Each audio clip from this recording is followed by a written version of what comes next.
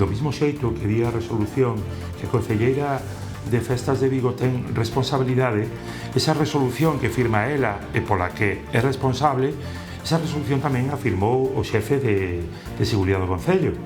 E, por tanto, se ela ten responsabilidade, si cabe, el ten máis, porque el é un técnico. Sinto pola Comisión de Festas, pero eu entendo que a Comisión de Festas tamén recibiu esta mesma notificación que recibiu do Concello o dono da atracción, tamén a recibiu a Comisión de Festas. E a Comisión de Festas sabía que estaba funcionando. Era o abogado da parella do home falecido no accidente mortal dos Saltamontes nas festas de Matamá, en Vigo. A investigación xudicial rematou con 2 investigados que sentarán no banco dos acusados, o dono da atracción e a concelleira de Seguridade e Festas do Concello de Vigo. E outros 3 que non o farán, o expresidente da Comisión de Festas, o xefe da área de Seguridade do Concello de Vigo e o xefe da Policía Local. Boas tardes, venres 8 de maio, benvidos ao Galicia Noticias. Xuízo importante por narcotráfico en Vigo esta mañá. O volume de droga non deixa lugar a dúbidas, 650 kilos de cocaína. Estamos a falar dun deses cargamentos que as bandas tratan de introducir a través dos portos galegos coa droga camuflada en mercadoría legal, neste caso palés de bananas. Hai 4 acusados que se enfrontan a penas de 12 anos de cárcere cada un e 100 millóns de euros de multa. Lo que hicieron los cibercriminales simplemente es coger una imagen o un logo de Guardia Civil y colocarlo en el WhatsApp. Respecto de la persona que llamó, pues la persona le enseñó una certificación que cualquiera se la puede sacar de internet simulando ser Guardia Civil. Pudiera ser que ni siquiera llevara un uniforme de la Guardia Civil, pero al jugar con los mensajes de presión, simplemente de cuello para arriba, con ver algo verde y decirle que es Guardia Civil, pues ya la señora se lo creyó completamente. 18.000 euros estafaronlle uns delincuentes a unha veciña de Ponteareas. Como fixeron? Conseguiron que seguir as indicacións que por videochamada lle daba unha suposta comandante da Garda Civil que evidentemente non era tal. Incidente na estación de tren de Vilagarcía de Arousa. A presenza deste home subido á catenaria dunha vía obrigou a interromper o servizo ferroviario entre Vigo e Santiago, cos conseguintes atrasos nos trens. O varón estaba alterado e ameazaba con tirarse. Pasaron 3 horas ata que lograron convencelo para que baixara e se restableceu a circulación. Durante moito tempo foi un animal fundamental nos traballos de labranza e moitas veces inxustamente maltratado. Falamos do burro, do que hoxe se celebra o seu Día Internacional. Unha xornada que busca reivindicar a súa importancia histórica, social e económica. Aquí en Galicia, na Laracha, hai un proxecto pioneiro para recuperar o burro fariñeiro, a raza autóctona. De que xeito? Facendo traballos de desbroce nun xacemento arqueolóxico. O momento pois é un momento crítico, posto que é unha raza, o burro fariñeiro, que non está recoñecido. Nós seguimos loitando dende a Asociación Abufa para que se recoñeza un patrón racial e a partir de aí pois sexa recoñecido dentro do Stubbook de razas da Unión Europea. Estamos na sexta campaña de excavación e é a primeira vez que non necesitamos meter cuadrilla municipal, nin pegada de carbono, é dicir, non metimos ningún tipo de desbrozadora e como podedes ver está transitable, ca erva con menos dun centímetro, bueno, a experiencia está resultando fabulosa.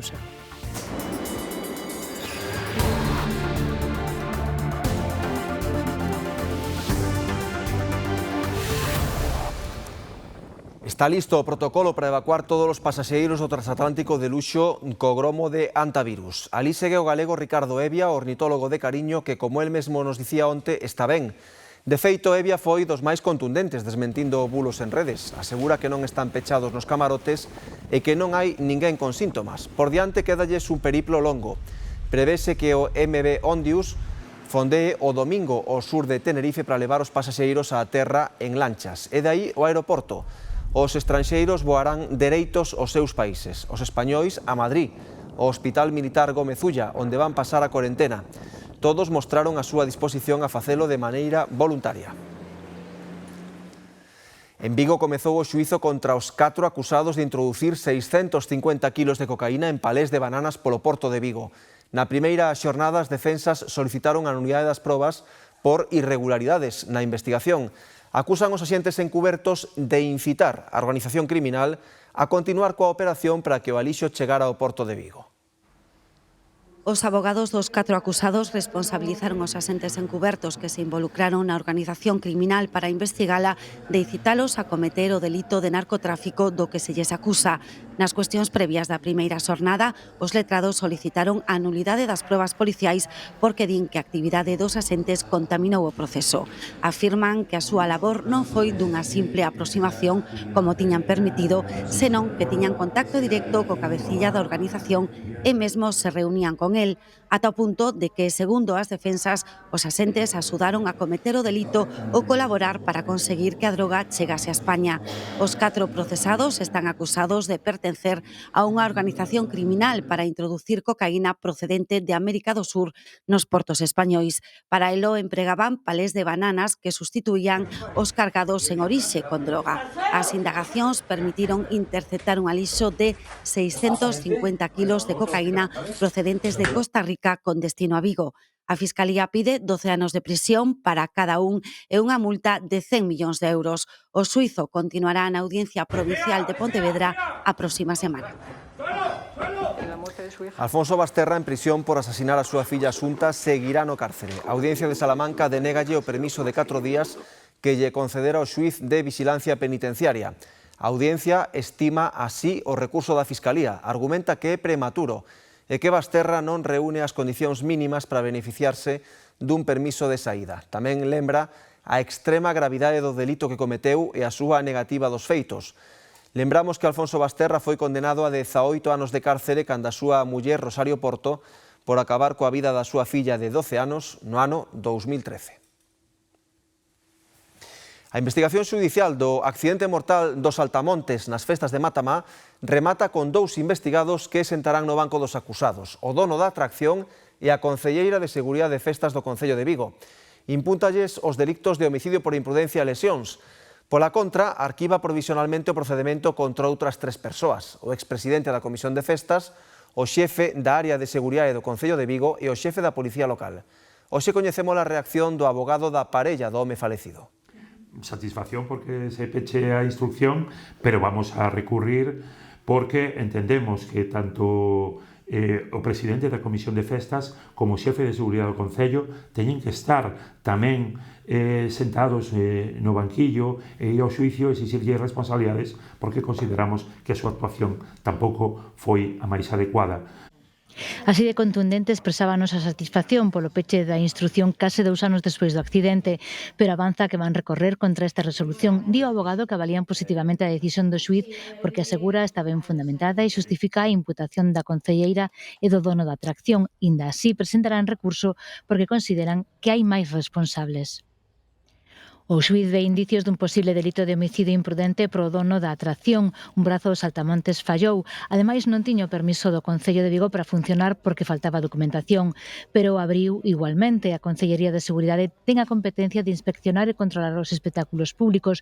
Por iso imputa tamén á concelleira. O abogado da parella da vítima vai máis aló e di tamén que ten responsabilidade o xefe do servizo. Por iso van solicitar a súa imputación. Consideramos que debemos recurrir esa resolución, posto que, do mismo xeito que di a resolución que a concelleira de Festas de Vigo ten responsabilidade, esa resolución que firma ela e pola que é responsable, esa resolución tamén a firmou o xefe de Seguridade do Concello. E, por tanto, se ela ten responsabilidade, si cabe, el ten máis, porque el é un técnico, é o xefe de servicio. E recorrerán tamén para que o xuíz impute á Comisión de Festas. A Comisión de Festas tamén recibiu esta mesma notificación que recibiu do Concello o dono da atracción, tamén a recibiu a Comisión de Festas. E a Comisión de Festas sabía que estaba funcionando porque estaban ali. Rematada a investigación xudicial, queda pedido o xuízo oral. No auto, o xuíz deixa sobreseído provisionalmente o procedemento pro resto de investigados, que son o xefe da Policía Local de Vigo, o presidente da Comisión de Festas de Matamá e o xefe da área de Seguridade do Concello de Vigo. A Garda Civil e a Ertzaintza do País Vasco prenderon un ciberdelincuente na súa vivenda da Coruña. Estaba especializado en estafar pequenas e medianas empresas e conseguir facerse con preto de €500.000 de pemes do País Vasco, Aragón, Baleares, Madrid, Cataluña e Valencia. O detido ten 50 anos e nacionalidade nixeriana. Ollo a última modalidade de calote que aparece por primeira vez en Galicia, en no que xa caeu alo menos unha muller de 71 anos en Ponteareas. O seu erro, seguir as indicacións dunha suposta comandante da Garda Civil. Perdeu máis de 18.000 euros e o que é peor, a confianza en sí mesma. Muller culta e educada de formas tranquilas, contanos historias sen dar a cara nin tan sequera a voz, porque a maiores da conta tocaronlle a confianza. Está comida pola tristura de quen se sente imbécil e culpable, aínda sen selo. Nadie está exento de ser víctima dun ciberdelito. Que esos mensajes juegan mucho con las emociones, con la prisa, con la inmediatez. Cuando a uno le dicen que le han accedido a su cuenta bancaria y que se va a producir una transferencia de X dinero, lo que queremos hacer es bloquearla y pararla. Entonces ellos aprovechan esos momentos de tensión. E máis é quen fale unha Garda Civil, muller comandante neste caso. No parece una estafa muy elaborada a nivel técnico, porque lo que hicieron los cibercriminales simplemente es coger una imagen o un logo de Guardia Civil y colocarlo en el WhatsApp. Respecto de la persona que llamó, pues la persona le enseñó una certificación que cualquiera se la puede sacar de internet simulando ser Guardia Civil. Empezou como empezan case todas, cunha mensaxe supostamente do banco cun número de teléfono para chamar por unha fraude na conta. Faille caso. Contanlle que están investigando unha banda que xa estafou 600.000 euros a outros clientes e que a vai chamar a Garda Civil. Non tarda. É unha videochamada coa suposta comandante Susana Delgado. Los mensajes son muy variados. Puede ser desde se ha producido un acceso ilegítimo a tu cuenta bancaria, a hay un cargo en tu cuenta, a, pues en este caso lo que le ha pasado a esta víctima, en el que les decían que para salvaguardar su dinero debía hacer una transferencia. Dalle titular, número de conta e motivo da transferencia. Para paneis solares que están de moda, dilla comandante. A muller sae correndo para o banco e manda os cartos. Pudiera ser que ni siquiera llevara un uniforme de la Guardia Civil, pero al jugar con los mensajes de presión, simplemente de cuello para arriba, con ver algo verde y decirle que es Guardia Civil. Saltou a lebre nun par de horas e tivo valor de chamalos de volta. Non seré desos ladróns. Pero xa era tarde, xa tiñan os 18.340 euros da transferencia. Prácticamente todo o que lle quedaba na conta. Non foi nada personal, nin a tiñan controlada, tocoulle. Una correlación de números. Mandan un mensaje a través de alguna aplicación de mensajería y dicen hola papá, hola mamá. Y como es muy genérico, pues la gente que contesta tratan de seguir el hilo y engañarla. Como son listos como un gallo, ollo agora mesmo cos mensaxes de Facenda son unha fraude. Ningún organismo público pide datos nin cartos por teléfono. A Garda Civil detivo dous veciños da comarca do Barbanza como presuntos autores do asalto a unha lavandería de Pontecesures. As cámaras de seguridade do negocio captaron os ladróns en plena acción. Entraron no local coa cara cuberta, romperon a máquina do cambio e levaron uns 1.000 euros. Durante o roubo deixaron numerosas pegadas no establecemento que permitiron finalmente a súa identificación e arresto. Ambos teñen numerosos antecedentes policiais. Os que viaxaban esta noite entre Vigo e Santiago quedaron sen tren, desta vez non por unha avaría, senón porque había unha persoa subida á catenaria en Vilagarcía. Un home de entre 20 e 40 anos que ameazaba con tirarse e que mostraba signos de sufrir unha crise. Un tren que viña de Vigo tivo que parar ao chegar a esta estación sobre as 10. A DIF cortou a corrente e non se recuperou o tráfico ata a 1 da madrugada, cando lograron convencer o home de que baixara e o levaron en ambulancia.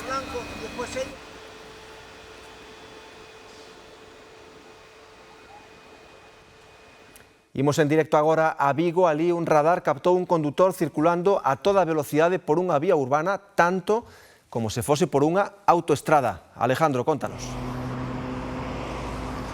Sí, Raúl, xa que ese vehículo circulaba nada máis e nada menos que a 124 km por hora, cando a velocidade está limitada nesta estrada bella de Madrid a 50 km por hora. Así o captou un radar móvil, despois a policía local interceptou ese vehículo e agora o condutor está sendo investigado por un delito contra a seguridade viaria. Os veciños din que é habitual que os coches pasen a gran velocidade por esta zona, por iso solicitan a instalación dun radar fixo ou dunha lomba que obrigue a reducir a velocidade.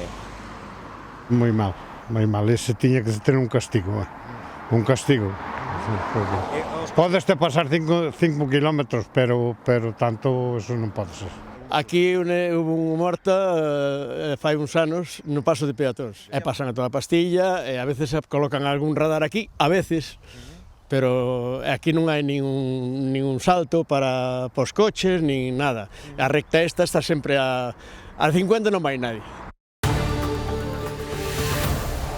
Non hai dous sen tres. Hai poucas semanas contámosles neste informativo 2 casos de vacas que tiveran un parto triplo, pois hoxe imosles falar doutro. Unha vaca rubia dunha explotación de Abadín pariu 3 xatos dunha única vez.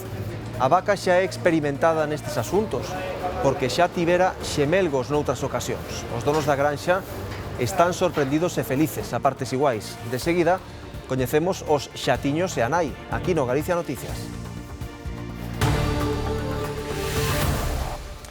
En Rodeiro, os xabarís arrasaron con varias leiras co millo acabado de sementar, malia que os gandeiros deste concello da montaña están afeitos aos ataques, din que nunca antes viran desfeita igual. Iria.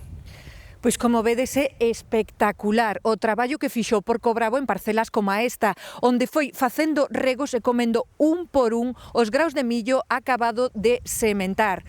Agora haberá que volver sementar con seguinte custo económico que iso supón para os gandeiros, que piden medidas de control de poboación urxente, porque din que cada vez hai máis xabaríns e queren protexer o cultivo, polo menos nas vindeiras semanas, ata que agrome esa semente e quede protexida do ataque do xabarín.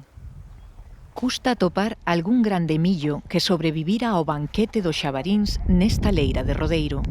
Semella que só pararon para coller alento. Están moi ben compenetrados, porque aquí empezan eu nunca vin tal cousa como esta. Empezaron nunha beira, chegaron ao final, volveron, e nunha noite, pois, dunha hectárea, pois, deixaron algo do acadabulla e pouco máis. É dicir, a finca está totalmente limpia de millo.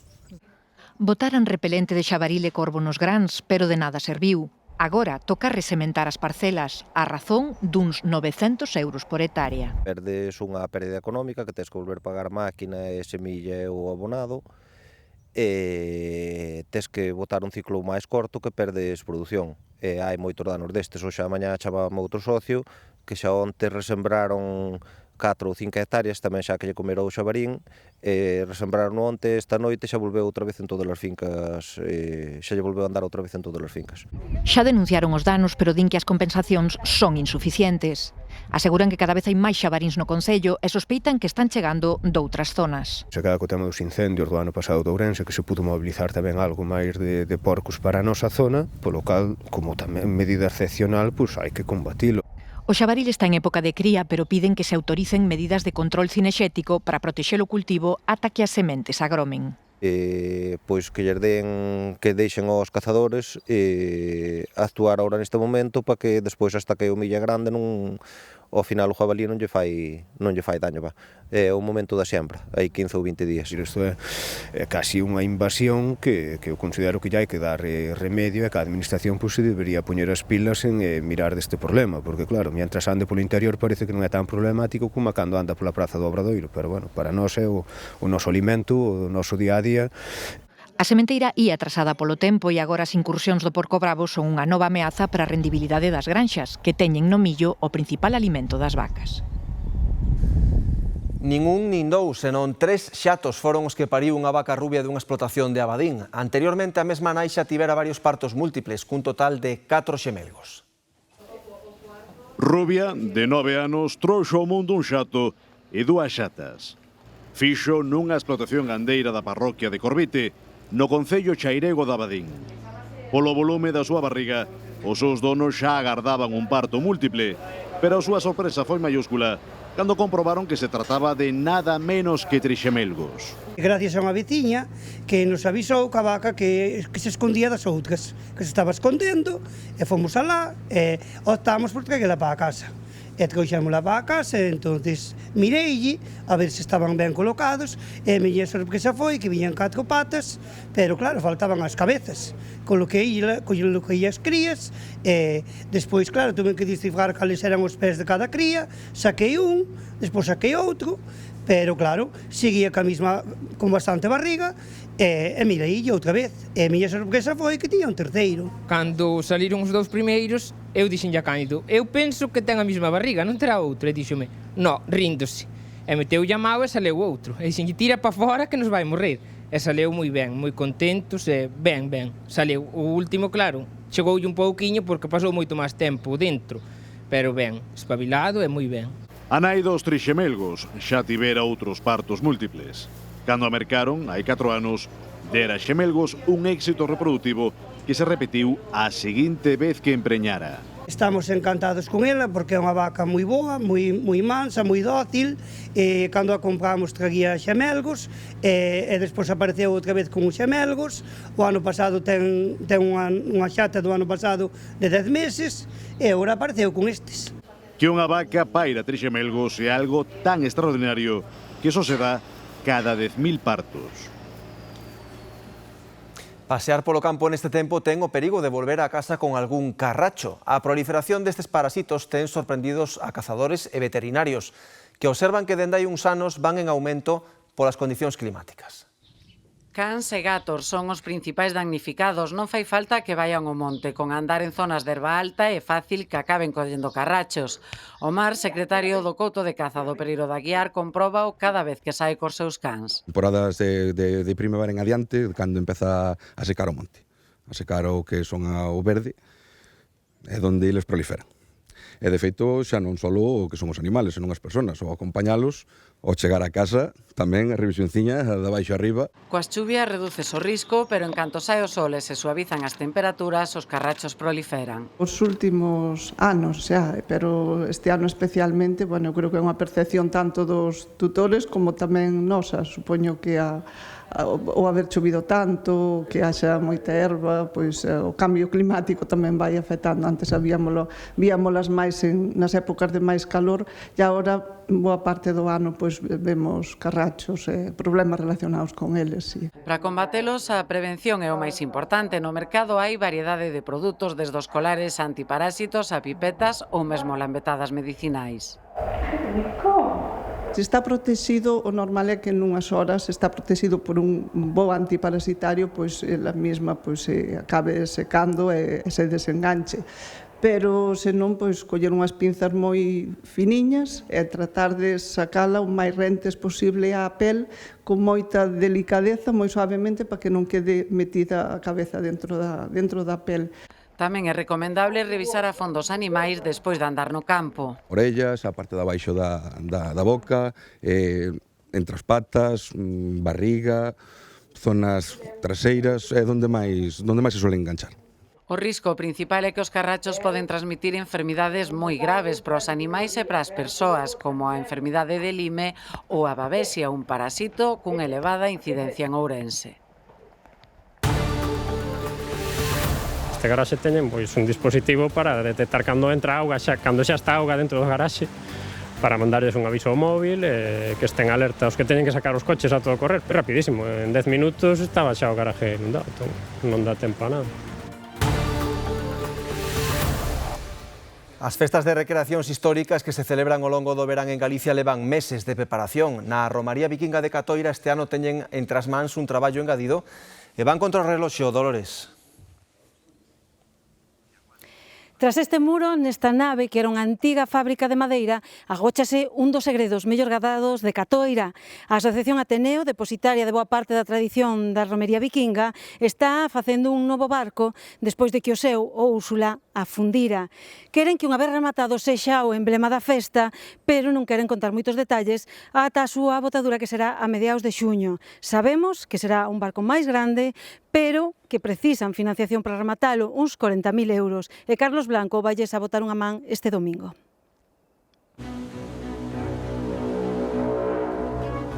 O Úrsula foi durante anos o barco empregado polos vikingos da Asociación Ateneo para invadir as Torres do Oeste en Catoira.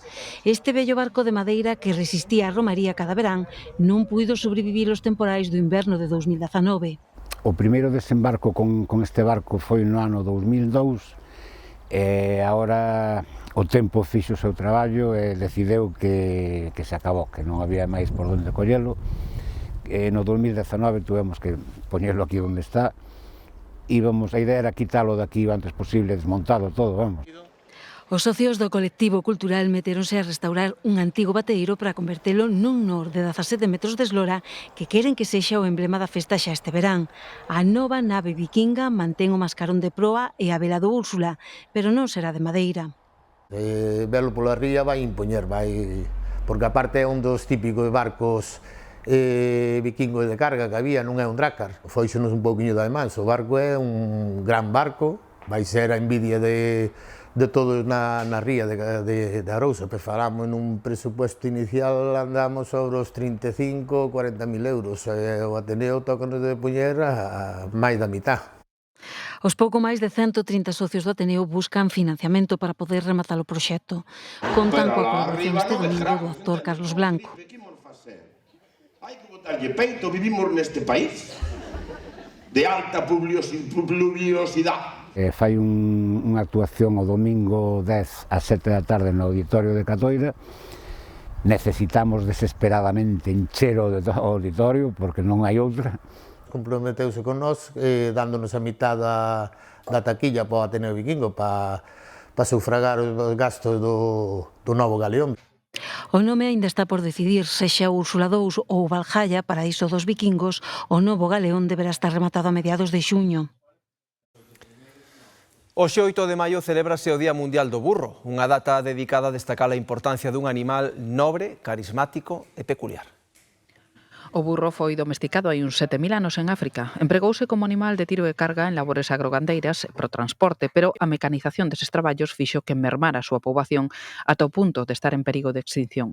É o caso do burro fariñeiro, a especie autóctona galega pola que traballa a asociación Abufa. É un momento crítico, posto que é unha raza, o burro fariñeiro, que non está recoñecido. Nós seguimos loitando dende a asociación Abufa para que se recoñeza un patrón racial e a partir de aí pois sexa recoñecido dentro do Stubbook de razas da Unión Europea e, polo tanto, do patrimonio gandeiro de Galicia. Teñen unha esperanza de vida de 40 anos e en contra da súa reputación son animais moi intelixentes, sociables e entregados e por iso se empregan en moitas terapias. O burro fariñeiro ten ademais outras peculiaridades. O burro fariñeiro é un burro helipométrico, pequeniño, un burro lixeiriño que se utilizaba para ir aos muiños. Se chega a ser un burro eumétrico grande, quedarían enterrados neses camiños que baixan cara aos muiños, que son sempre camiños moi blandos, non? O burro fariñeiro pode portar 3 veces o seu peso. O burro fariñeiro é moi intelixente. O burro fariñeiro é máis intelixente que os propios cabalos. A intelixencia dos burros queda reflectida cando se lle daba a orden na casa para ir ao muiño, o burro iba só ao muiño, cargaba ali os sacos da fariña e voltaba para arriba outra vez. O burro é un animal abnegado, humilde, silencioso, cariñoso, tranquilo.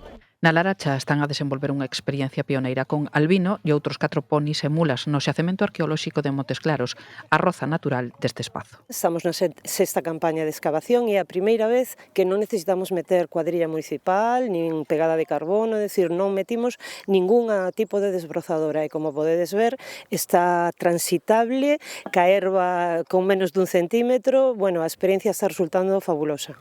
Estímase que en Galicia quedan uns 300 exemplares de burro fariñeiro, o que reivindican cada 1 de maio, por exemplo, na Romaría os nosos fariñeiros, burros e muiños en Tui.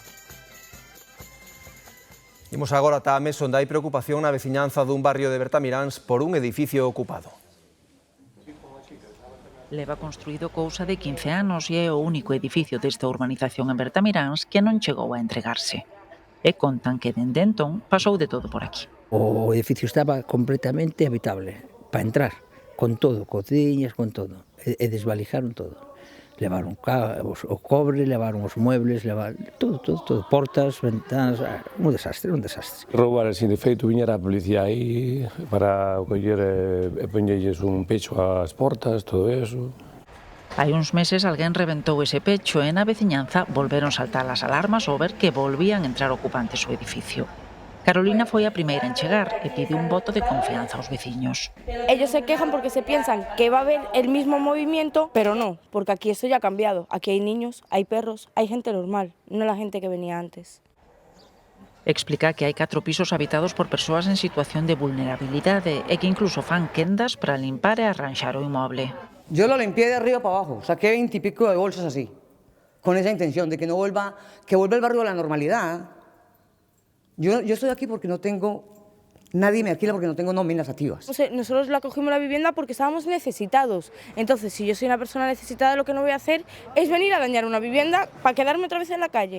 Na veciñanza temen polo efecto chamada. Porque se sigue chegando xente, en medio de todo, sempre viene alguno Agora entran estes e mañá quen che di que entra outra xente máis conflictiva. Para a vencida, pois, tampouco é unha certa inseguridade. E din que algún roce xa tiveron. Teño visto aquí alguén que lle chamou a atención por calquer cousa e son guerreiros, salen todos, Salen xa a ventana e te insultan, che dicen que te pasa? Que te pasa? Tienes algún problema? A comunidade de veciños tenta saber quen é o propietario do inmoble para que se responsabilice del. Dende o Concello explican que tanto servizos sociais como a Policía Local e Garda Civil colaboran para intentar buscar solucións. Cada vez que chove, os veciños das rúas Casimiro Gómez e Fernando Olmedo en Pontevedra bótanse a tremer. O regato Valdecorvos sae do leito e asolaga rúas, garaxes e mesmo o centro de tecnificación deportiva. Son augas fecais mesturadas con pluviais. Algúns veciños aseguran que perderon varios vehículos polas enchentes. Son imaxes do pasado martes tras unha bátega de menos de 15 minutos. Nesta zona de Pontevedra saltan as tapas de sumidoiro en canto caen 4 gotas. Tamén hai imaxes no noso arquivo. A zona é un clásico asulagable e cada vez máis. Este garaxe, ademais de ter comportas, ten un sensor para avisar aos veciños de cando entra auga e malia iso, xa houbo quen perdeu 3 vehículos. Aquí hai varios garaxes afectados e hai veciños que chegaron a perder hasta 3 vehículos, é dicir, pérdida total, vamos. Este garaxe teñen un dispositivo para detectar cando entra auga, cando xa está auga dentro do garaxe, para mandarles un aviso ao móvil, que estén alerta os que teñen que sacar os coches a todo correr, pero bueno, rapidísimo, en 10 minutos estaba xa o garaje inundado, entón non dá tempo a nada. En Fernando Olmedo e Casimiro Gómez teñen medo do próximo temporal de choivas previsto pro sábado e tamén das obras de humanización para Casimiro Gómez, que non contemplan ir a raíz do problema, sanear e recanalizar o regato Valdecorvos e facer outra canalización para que non todas as augas pluviais e fecais do centro de Pontevedra pasen por aquí. Aquí o problema básico entendemos que unha tajea que hai aí na calle José Malvar, donde se reciben todas as aguas de Loureiro Crespo, Valdecorvos, a Seca, todas as aguas veñen aí e de repente, cando chove moito, ven a riada toda desde esas aguas pluviales, este riño que casi non ten agua pasa a sobrepasar unha altura considerable. Cheira moitísimo, salen fecales, se ven as cousas flotando polo aire, o sea, polo auga, e logo quedan aí ensuciando todo o asfalto, teñen que venir a limpiarlo con mangueiras e tal. Ademais do noxo que pasan están as perdas económicas que xera en empresas e establecementos e nas casas. Os veciños apostan porque se poñan de acordo o Concello e Augas de Galicia para que amañen dunha vez un problema que levan aturando moitos anos e que cada vez vai a peor polo cambio climático e pola presión das novas construcións na zona nova de Valdecorvos. A Garda Real realiza estes días unha visita moi especial á provincia de Lugo. O corpo encargado da protección dos reis de España está a realizar unha serie de exhibicións onde ensinan os veciños todo o que fan durante o ano. Iso sí, os grandes protagonistas son os cans que os acompañan. A Mariña Lucense ten uns visitantes algo especiais, nada máis e nada menos que a Garda Real. Nestes días tómanse un pequeno descanso nas súas tarefas de protección aos reis de España e achéganse un pouquiño máis á poboación xeral, que pode gozar das súas exhibicións. Este ano, a provincia elixida foi Lugo.